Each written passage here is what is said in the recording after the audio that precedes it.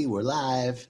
Happy day, happy life, happy journey. Welcome to Walking the Path. My name is John Jacob Mubarak, and I am so grateful to be here today with you.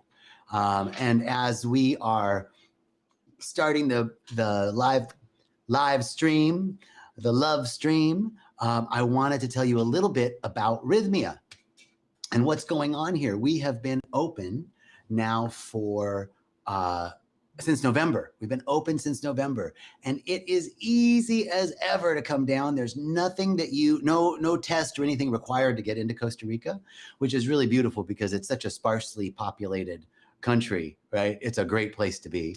And when you get here, we have amazing COVID protocols in place to help keep people safe. Hey, Lisa and Max from the Poconos. Love you guys. Mia, hello. Welcome, welcome, welcome.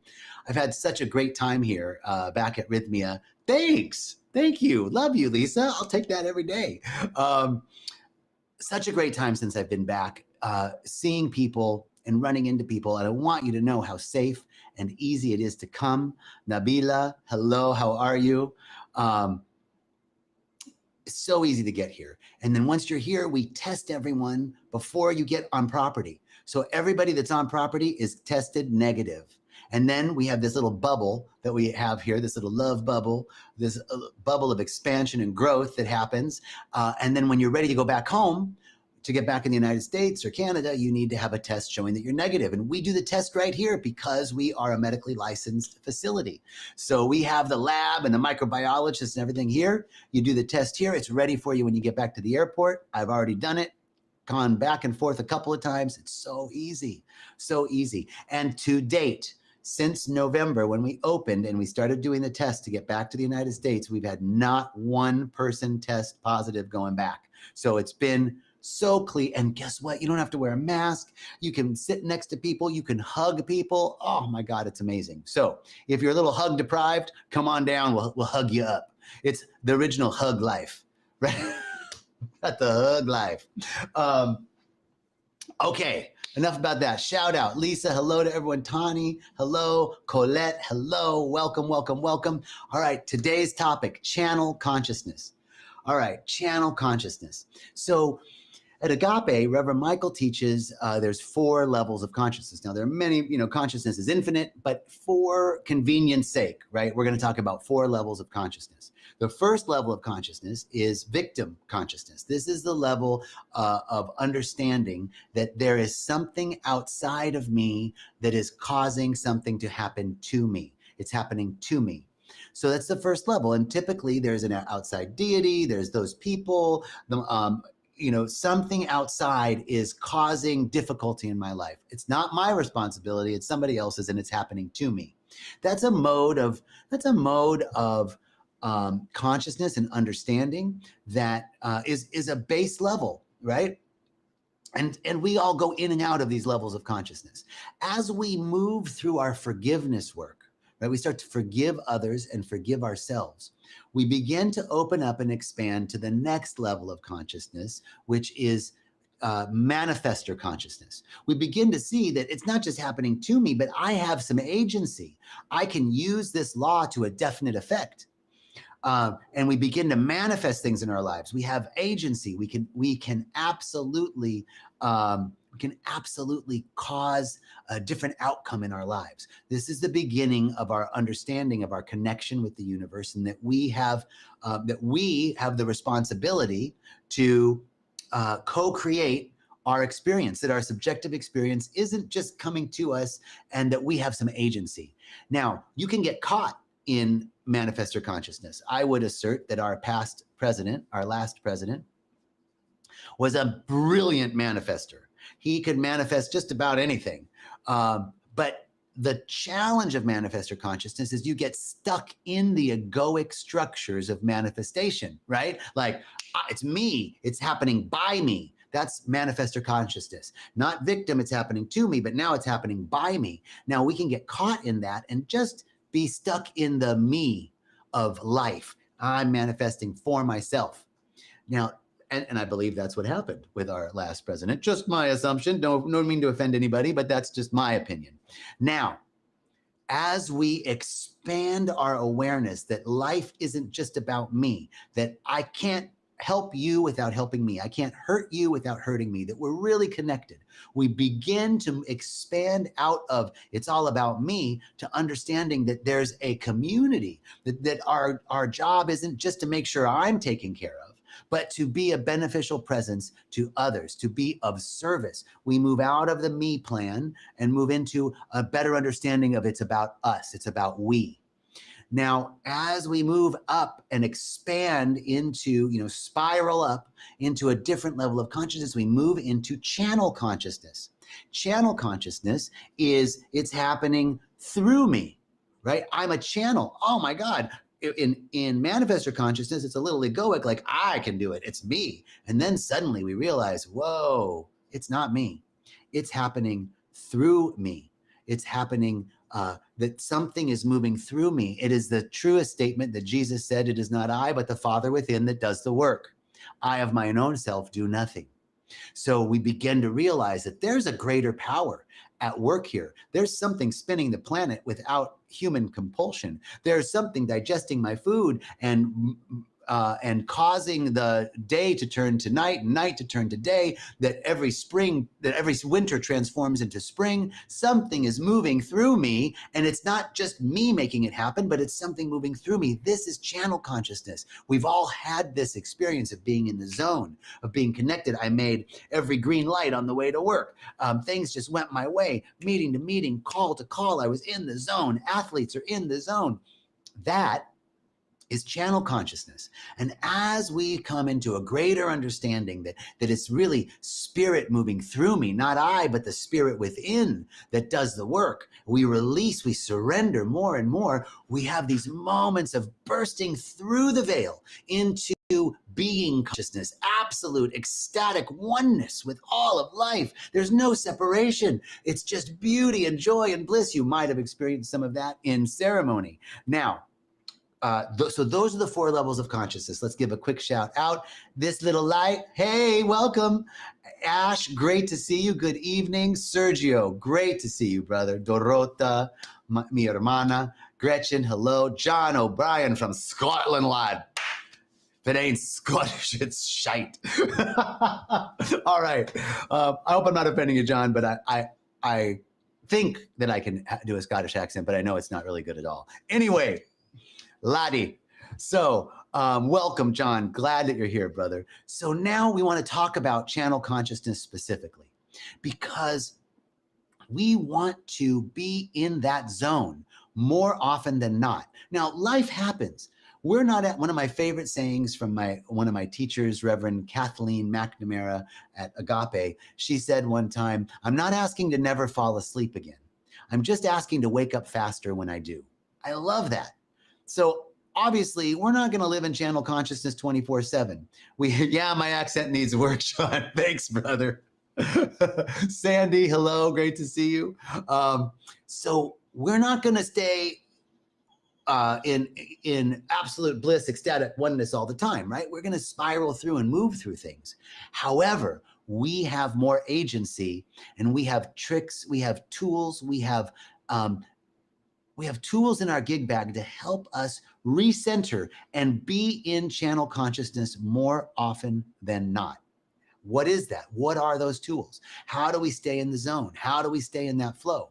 So I'm going to give you an example about today's talk, because yesterday I was asked, what's your topic? And I was like, channel consciousness. That's what came.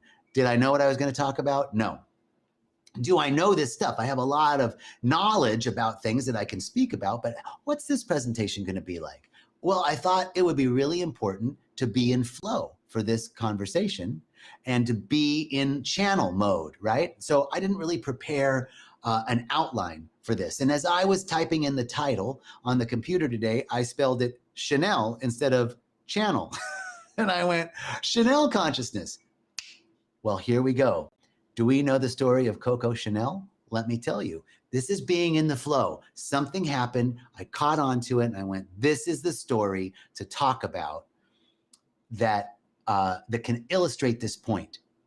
Coco Chanel, the famous designer. She was born at the turn of the century in France. Her parents both died. Her mother abandoned her and her father died, and she was left at an orphanage, she and her sister.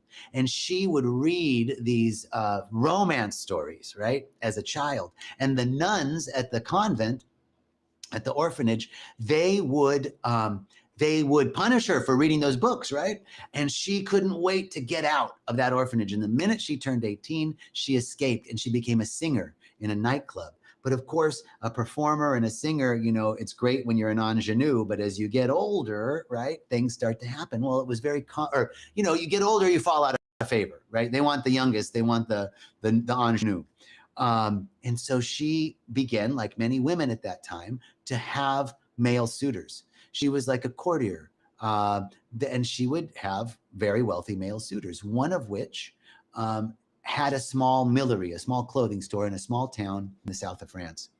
And she was always a little different. She never quite fit into the singer crowd, the performer crowd. She never quite fit in at the convent, at the orphanage. She never quite fit in with the style of the day, which was corsets, tightly bound, very restrictive, very limiting. She also wasn't exceptionally feminine. She had a little kind of feminine but boyish look. So she went into one of her courtiers, one of the men that she was with. She went into his closet and took his coat and his straw hat, tied a ribbon around it, cut the sleeves off, and began to make her own fashion. She began to follow the truth that we are not to follow others. We are to march to our own beat. We are to march. We are to express our own unique selves. So she began to do this in this small town. And this small town in the south of France, a lot of wealthy women would come and stay for the summer season. So all these wealthy women were in this small town. She begins wearing her own clothes, completely different style. All the women are in corsets, all the women are bound up, and she's got this man's hat on and a man's coat with the sleeves cut off, and she did some stuff and she tied a ribbon around it, and the women start to love it. And now they begin to come to her and ask her to make things for them. And then they go out to their other cities in France where they're back from the summer holiday, and her style and fashion begins to spread all over France. And you know the rest of the story. It's brilliant. But this is a great example of channel or Chanel consciousness. Darling, I love Chanel consciousness. A great example of channel consciousness because she followed her own song. She marched to her own beat, even when it was scary, even when it didn't fit what everybody else was doing. And she revolutionized fashion, changed fashion from this restrictive corsets and ties and huge dresses to simple, stylish, but yet feminine, but not in the feminine like the old way. She was listening to something greater, and she became a fashion icon and super successful.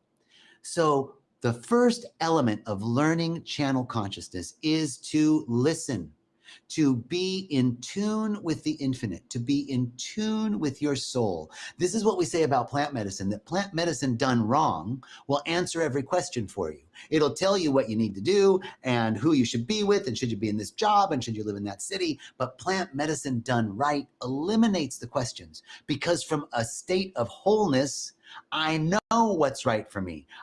I feel where I'm being called. I'm no longer pushed by pain, but I'm pulled by a vision. I'm pulled by an idea that is seeking to express through me. And I can catch that vision. I can catch that divine idea. For every true and good desire of your heart, every true and good desire of your heart is the true and good desire of God, the true and good desire of Mother Ayahuasca, the true and good desire of the infinite, the one mind, the one heart that is moving through all of us. Nicole, hello. Now, so the first aspect of channel consciousness, of creating it to a definite effect, not just having that ad hoc, today was a good day, I made all the green lights, but to evoke this on a regular basis is to be in tune with the infinite, to listen. And that is what is required of listening is our practice, our spiritual practice. You're always connected with God. You're always connected with the source. You're always connected with nature. You can't be separate from it because you're it. You are nature. I am nature. Human nature is nature. We are biological organisms and we follow the same rules and universal principles that all other biological and physical organisms follow. We're part of this. We're not separate from it, right? So there's no way we can ever be separate from it, but we forget about it. Our mind gets in the way. Our mind begins to tell us, oh, we're separate. We're not that. So our spiritual practices are there to help us evoke the awareness that we are already one with it. We're not inviting God in. We're not inviting Mother Ayahuasca in. They're already here. They're in us because we are them. I am that which thou art. Thou art that which I am.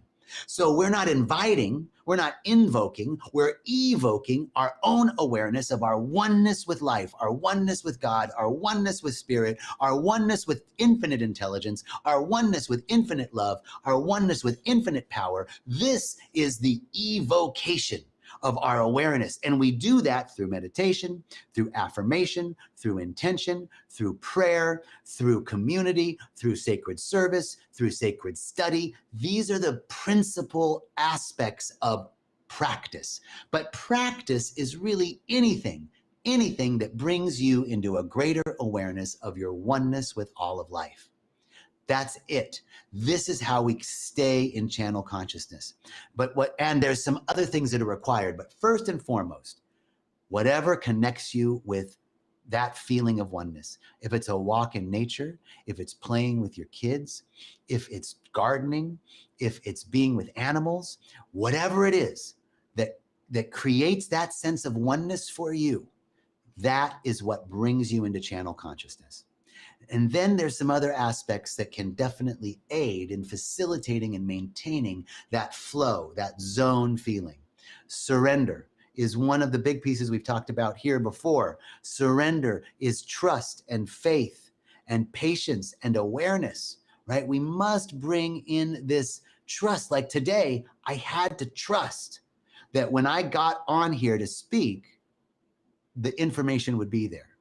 I didn't know what I was going to talk about. It wasn't until I was typing in the title and I misspelled channel into Chanel that whole story of Coco Chanel, oh, I remembered that. I remembered that story. I remember reading about it in Robert Greene's book, The Laws of Human Nature. I remember reading about that story there. Oh, I can bring that in. Oh, I remember my training with Reverend Michael and talking about the 4 levels of consciousness. All of a sudden, it's a combination of what our knowledge is, all the work that we've done, the study, everything, and being open and available to not making it happen, not figuring it out, but knowing that I'm one with it, one mind, one heart, one intelligence, and it is flowing through me always. I need only open myself up to be a bigger Chanel for to be a bigger Chanel for God, channel, a bigger opening for the divine intelligence to move through me and through you. So now surrender. We've got to surrender. We've got to trust that this is the truth, that there is an intelligence that flows through me, that I've had the experience, that I have a lot to offer, and I can draw on my past experiences and let spirit lead the way. It is not I, but the spirit within that does the work. I of my own self do nothing. But when I bring myself fully and open myself up to be available for spirit to move through me, I'm in channel consciousness. I'm open and available to more good, more intelligence, more wisdom than I've ever experienced before. That's the other aspect of opening up to channel consciousness is affirmation. We have got to have some go-to affirmations.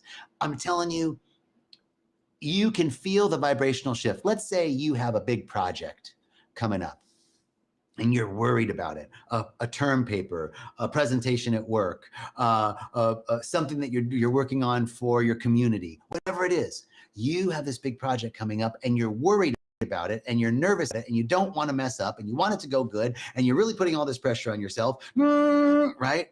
Now, so there's that energy. You can feel that energy. We've all been there before. Now you take an affirmation and you add that affirmation like, I know everything is in divine flow, that everything I need comes to me immediately.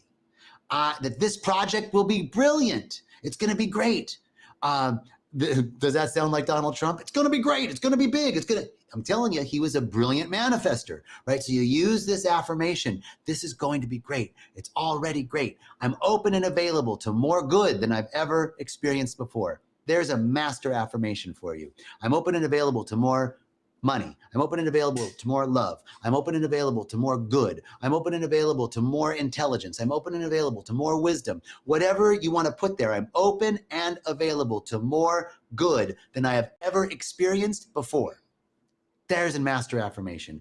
I love another master affirmation that is Maureen Crosby. Maureen, I did a Scottish accent earlier, Maureen. Now I'll do my Irish accent, which is just as bad as the Scottish accent. All right. So, second master affirmation. Everything is working together for my good. Even this, whatever it is, everything is working together for my good. Or everything always works out for me. Everything always works out for me. Now, remember that feeling of, oh, I'm really nervous about this project, this presentation, this community project, whatever it is. I want it to go good and I'm nervous and I don't want to mess up. There's that energy. Now, can you feel the energetic shift when I take that issue and I add, everything always works out for me? I'm open and available to more good. I'm open and available for this project to be an expression of the divine. I know that there's one mind and it is my mind and it's working through me now. I know that I have everything I need. All my needs are met. There's another master affirmation. All my needs are met. All my needs are met. All mental needs, all emotional needs, all spiritual needs, all physical needs, all needs met. So the next part of being in channel consciousness is being aware of when I start to get pulled by fear, doubt, worry, not enoughness, lack, limitation. And once I have that awareness of it, I can bring myself back through a simple affirmation. And I'm telling you, it happened to me today. I was nervous about something. I had to do a new presentation here at Rhythmia, and I hadn't done it before. And I wanted to do good, right? I want to do my job. I want to do good. And I just had to do that affirmation and say, I'm open and available to more good. Everything is working together for my good. Everything is working together for my good. This presentation is going to be brilliant. I know that when I get up and speak, everything will just flow through me. I need not worry about anything. I'm so successful, I need never worry again. Whatever you need to say, I could feel the energy around my heart open up and soften as I just said those few things. This is how we open up and soften to allow spirit to move through us. We must make ourselves available. We must open ourselves up. We can't say, God, I need you to do these things for me, but you got to fit through here, right? We need to give spirit a wide opening. Needs a big landing strip, right? We need those ideas, those intentions, those affirmations to be a big landing strip. We need it to be a big landing strip for spirit to move through us. So, yes. Okay, let's just review channel consciousness, the story of Coco Chanel, who listened to her own beat, followed that dream, and watched how things unfolded for her. That the process of channel consciousness is anything, your spiritual practice, anything that brings you to a closer awareness of your oneness with God, that you're already one with spirit, you're already one with life, you're already one with nature. And then there are some practices: meditation, affirmation, intention. Those are three big practices that help us stay in the awareness of our oneness with life, our oneness with intelligence, and that all we need to do is open up to receive more, allow it to move and flow through us. This is how we can work with channel consciousness for a definite effect, instead of just those ad hoc ways of like, oh, it was a good day, everything was in flow, I wonder if tomorrow's going to be good. No, we got this. All right, everybody. Maureen, thank you. All my needs are met for the good of me and everyone else. Thank you, universe, in advance. Absolutely. Tawny, thank you. Nancy, thank you. Thank you all so much for joining us. Nicole, Lisa, Dorota, Brian, boy, y'all.